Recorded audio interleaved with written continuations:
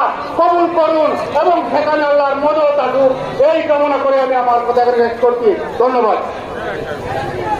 সংগ্রামী উপস্থিতি, এই পর্যায়ে সংক্ষিপ্ত বক্তব্য আছেন সাবেক সেনা কর্মকর্তা জনাব জমিরুল ইসলাম। আসসালামু আলাইকুম। সকল প্রশংসা আল্লাহ তাআলার জন্য, যিনি সৃষ্টি জগতের মালিক।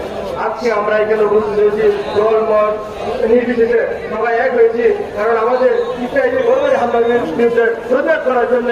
আর এই প্রতিবাদ করতে হলে সর্বপ্রথম আমরা তাদের মাঝে কেন্দ্রিত হবে, আর তার জন্য আমাদের ইসরায়েলি বর্ণ বর্জন করতে হবে। দেখতে পাচ্ছেন আমি একটা সেখান করছি, সাথে সাথে আমি ইসরায়েলি বর্ণ বর্জন করছি। আর সাথে সাথে উপস্থিত আছে সবাইকে আপনার আছে আজকে মনে করেন আপনার ইসরায়েলি বর্ণ বর্জন করবেন, আপনি মনে করেন ইসরায়েলি বর্ণ বর্জন করবেন, আগামী কাছে আমাদের জিনিসটা বর্জন করবেন। ইসরায়েলি বর্ণ তারা ইসরায়েলি বর্ণ